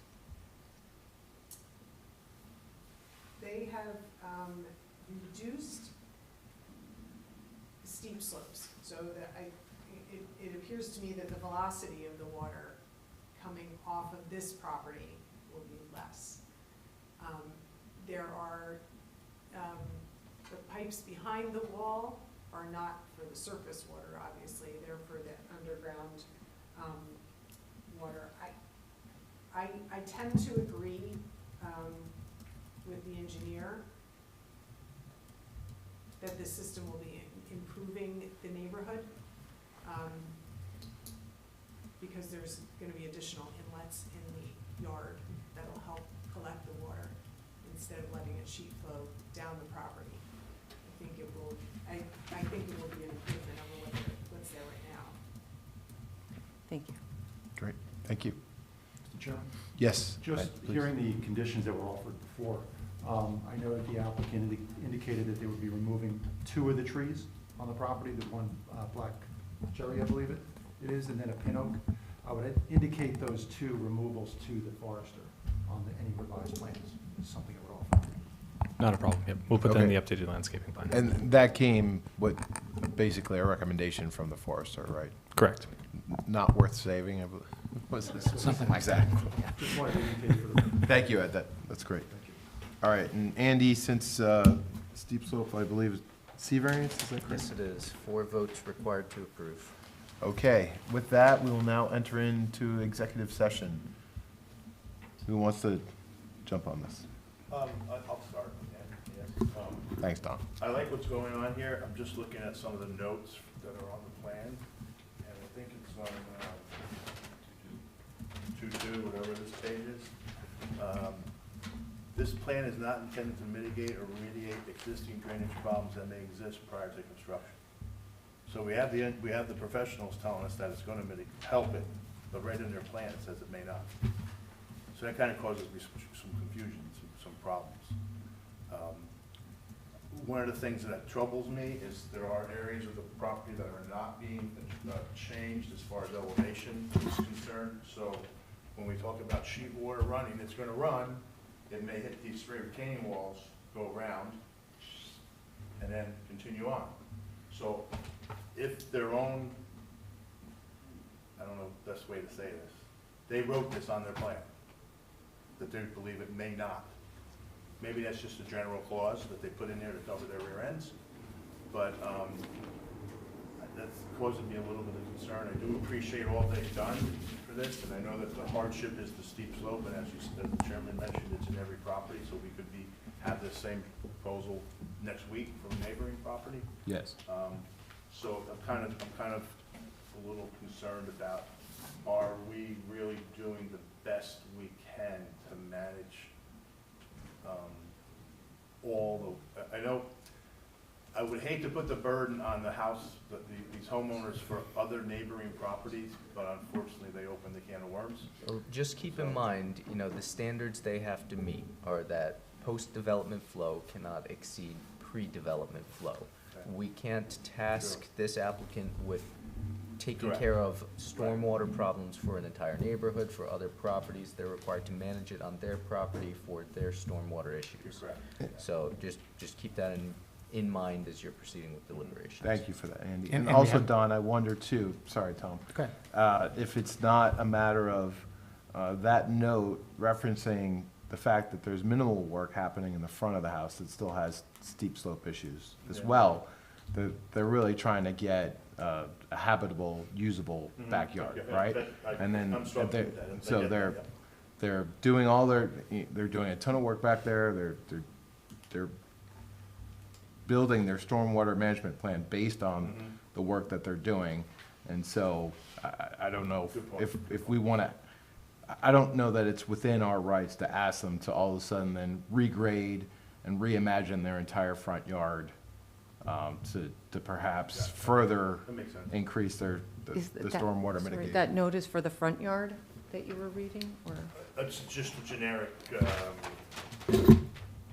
general notes, so it doesn't specify which part of the property or anything. Look, I'm more than happy to open this part of the hearing back up to the civil engineer. If, Don, you want to address that with him directly?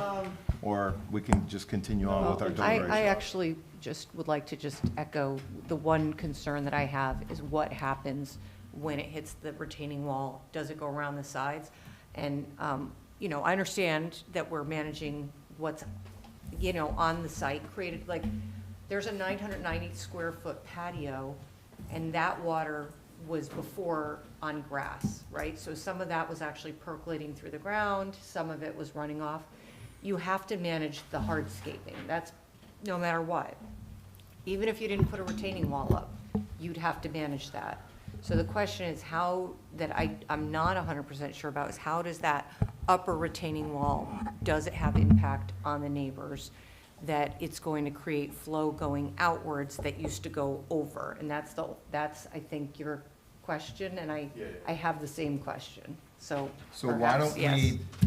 we open this back up briefly, recall the civil engineer, so you can ask your question directly, and then get some answers on this. Thank you, Chairman. I appreciate that. Rudy, if you could just provide some very limited testimony to what that note means on your plan, and also to how the water flows around the retaining wall.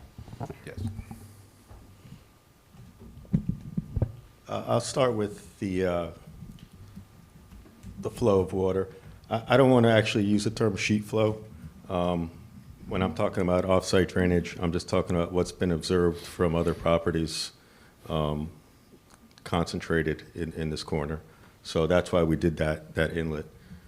Sheet flow, I'm not seeing that happening from pervious areas, from the neighbor's backyard or from our backyard for any regulated storm that we need to look at from a technical point of view, from a practical point of view, what you're talking about.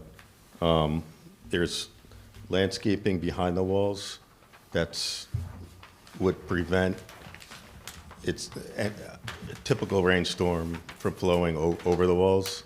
So I would expect the grassed areas to all percolate into the ground. And like you said, it's the impervious areas that we're concerned about in terms of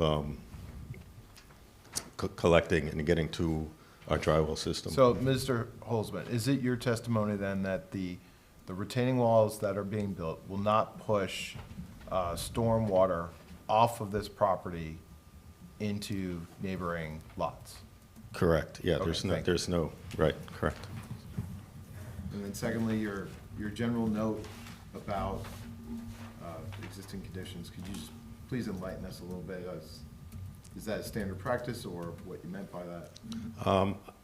I didn't prepare that note myself, but sometimes we have plans, my plan would have something similar.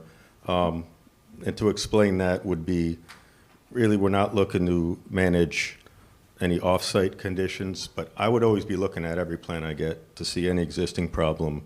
And if I saw something on here, I would work with the landscape architect and the owner to address that. So I wouldn't characterize that note as something that is covering anybody. It's more, it was a standard note that maybe is a little too general in terms of, and I think the description of not addressing a potential problem outside the limits of our project on the lawn, however big or small it is. This project isn't trying to address something in a front yard and a steep slope, velocity of the water that occurs there. Is it your testimony then that the plan that you have in place for the stormwater management, the changes you've agreed to tonight, and then our conditions would override the essence of that note? Yes. Thank you. All right, so we're gonna go back. One more, I think there's, I think One more? Mr. All right. Malay might have a question. Is there landscaping above the upper retaining wall, the highest one? I believe so. 2 trees or something. We can bring up the landscape architect to directly address that question if there's no more questions for the engineer. Mr. Malay, do you have a question for the engineer? It's not really a question, it's All a right. comment. Then we'll save it when we go back into closed session. Can I ask a question? of- Yes, of our Tom, engineer? please. Yes. Do you take any exception to what the applicant's engineer said about managing the water, or is it still your opinion that the stormwater management system will ensure that nothing is worse after than it is currently? I tend to agree with the engineer. I am wondering if there's any thought maybe, because I'm hearing the concerns, would you be able to put a swale on the, what is that, I'm looking for a north arrow, oh, sorry. I think it's the south side? west end of the rear of the property. So if you put a swale to keep it off of the neighbor's property and kind of direct it back towards your inlet that's there, would that be an option? Very southwest corner? Southwest, yes, the Okay. southwest corner, if there could be a swale along the property line. Behind the retaining wall, yes. Mr. Wolfman, this, Lower I left believe, corner. I believe our engineer is talking about this corner? Lower left corner. The topography lends itself to some sort of swale, I believe, yes. And we could note that Great. on a plan. Yeah. So we'll update our condition as well, that those revised stormwater management plans will incorporate a swale in this, was it southwest corner of the property? Yes, Southwest, correct. yes. Thank you, yeah, yeah, and thank you for agreeing. Thank you. Yeah, absolutely. So I think there was just one question about the landscaping. I think that conversation about That the was swell okay. kind of negates that. Okay, wonderful. I just want to get back to closed session. Sorry. And with that, executive session restarts. And Mr. Malay, you have a comment. In fact, I'm looking here at the whole thing, and I'm not really in support of any kind of a terracing summit. These areas, they are within these slopes. Creating all these slopes, is it a real healthy things? We're creating newer levels of places where people can play, stay, and live, and they are sometimes overlooking other houses. And the only thing we're looking at is storm management. So the idea here, storm management gonna help, and for how long? So I am not really in favor of these solutions. They are being done in Summit, and I have to see here what is the benefit. I mean, just for children to go up on a flat area, are we going to use that? So I really think there should be some kind of limitation, how much we can accept this slope adjustment or terracing these areas. I think we are sometimes overdoing it. Maybe here it's not that extreme, Right. but this is where I usually look at. Thank you, Mr. Boulay. Thank you. Allison? No? Okay. Tom? A few comments. So I think that the slope of this property is a physical feature that creates a hardship that hinders the use of the property. And I think the applicant is making, I think it's a reasonable application. The possible negative impact, of course, is the water. But I think they've done as much as they need to address that. And we do have the condition to retain jurisdiction for 2 years, just in case that, it isn't enough. The forester recognized the hardship as well, and he's gonna look at the landscape plan. Hopefully, that'll be acceptable. I hear the concerns about terracing. We've had that conversation with other applications, and every application is different. And I think this is a less extreme example of terracing. But like I said, I think the water management addresses any negative impact. Appreciate the addition of the swale, so I can support the application. Thank you, Tom. Appreciate that. All right. I am a little torn here, so I'm also absorbing. I mean, to be honest, it goes to one of the comments that I had made in the past, where we don't want Summit to look like a Minecraft town where every house has a terrace in the backyard. This is an enormous, neighborhood. All of Summit is built on hills, and, lucky the few folks who are on a flat lot. But they are few and far between. So I think that there is sort of a compromise sometimes with terracing, where you need a terrace to be able to have a patio to put your grill on, and that's the lower part. But then the upper part, I may have a little bit of, I would say, yes, maybe it's a hardship if you can't have a grill or a table, but then the extra terracing, I just wonder whether that is, there's not really a public benefit. There's the potential. Obviously the neighbors have concerns about how that impacts them. We can't be sure how that's going to impact them. Of course, everything, you try to design it in a way to minimize the impacts. But for this type of application, I would prefer to see, the terrace be to support that lower patio and then leave the rest of the yard, to be honest. Okay, I absorbed. All right, great. Please, Allison. Thank you. Both of you have helped me look at the issues that I was having. I think you said it perfectly. The patio is something that, everyone should have access to, a area to be able to eat outside to grill. But beyond that second retaining wall, the issues of this, the water coming from Portland, is it really necessary? And I'm feeling exactly the same way you do. It's a little too, just like you're saying, it's a little too much terraced. Thank you, Allison.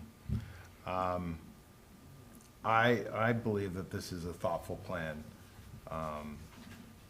It is extremely difficult to kind of balance the existing conditions with what the client is trying to do, which I don't think is an unreasonable thing, is to increase usability of their property at the end of the day.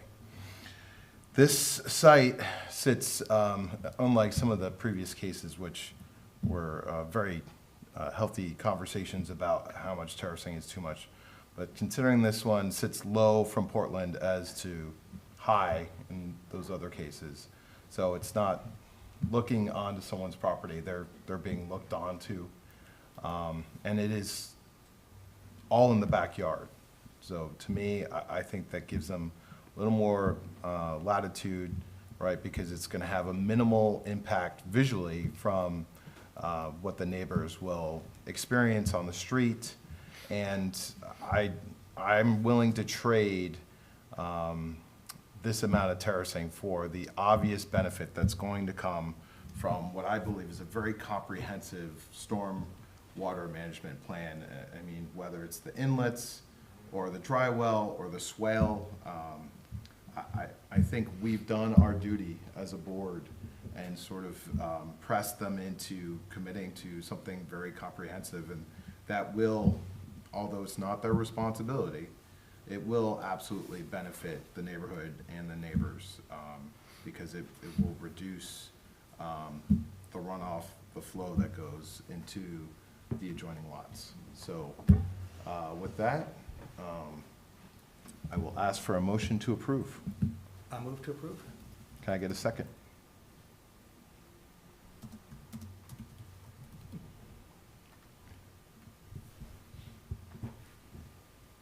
No? Second? Can I second? Yes. I'll second it. All right. Are you voting? I don't think he's voting. Oh, You're not eligible to vote, all right. unfortunately. Then I will second the motion. Okay? Just a roll call, please. Vice Chair Zahn, No. Mr. Yuko, Yes. Mr. Malay, No. Mr. Nelson, Yes. Ms. Chifo, No. Mr. Chanchuli, No. Chairman Loiketz. Yes. The noes have it, unfortunately. All right, thank you. Have a good evening.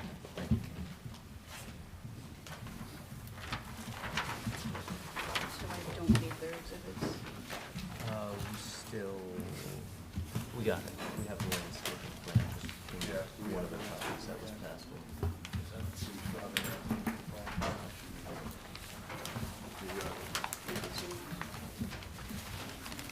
What would this be for? Landscaping plan? Landscaping.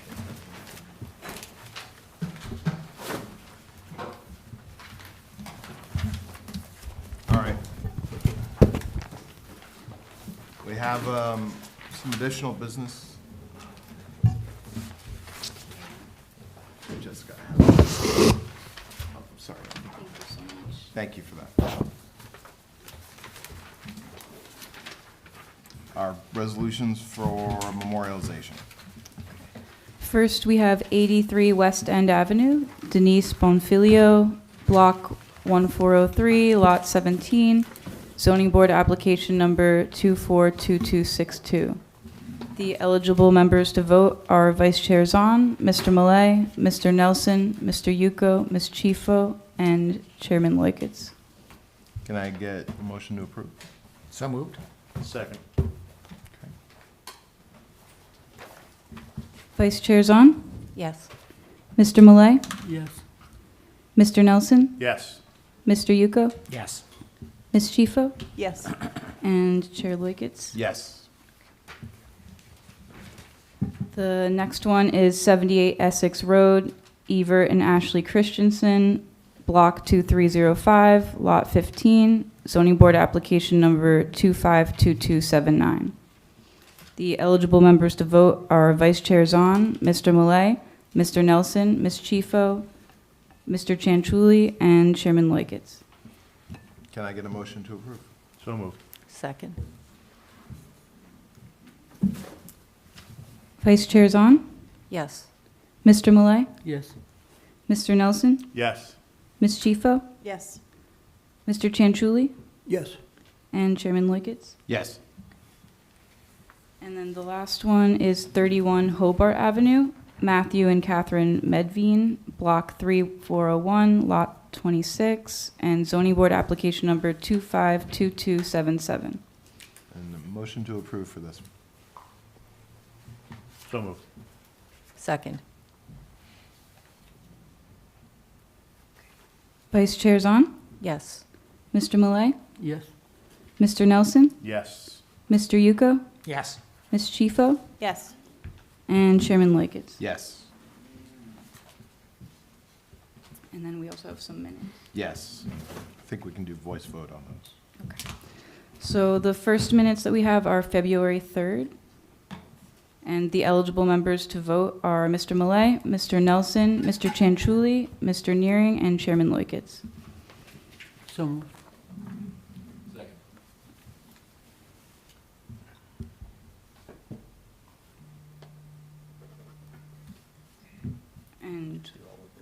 All in favor? Aye. Next set of minutes. Next set of minutes is for May 19th, 2025. The eligible members to vote are Mr. Malay, Mr. Nelson, Ms. Chifo, Mr. Chanchuli, Mr. Neering, and Chairman Liketts. Can I get a motion to approve? So moved. Second.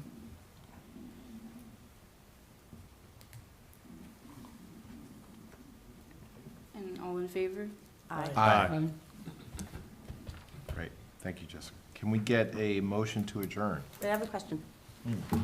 This is just a silly question. Is there any way that we can find out, like this house, this last property, I was afraid to open the back gate because I don't know if there's a dog there. Is there any way we could find out ahead of time before we start walking the property, whether or not there's a dog on the property? So I have seen board applications Yeah, that I have do, to. do include a question that says, are there any dogs or other animals on the property? I don't believe ours does, obviously, but Yeah. it That's a might good be worth point. adding Adding into it. our application form. And Yeah. I'm sure that's something Jessica can take back. Yeah, I'll bring that with me Okay, tomorrow. thank you. What I do is if I see evidence of a dog, which you can usually tell if there's droppings around. I'm not gonna knock on the door just to make sure we don't let the dog out. All right, now we really need a motion to adjourn after that. So moved. Can I get a second? All right. Thank you, guys.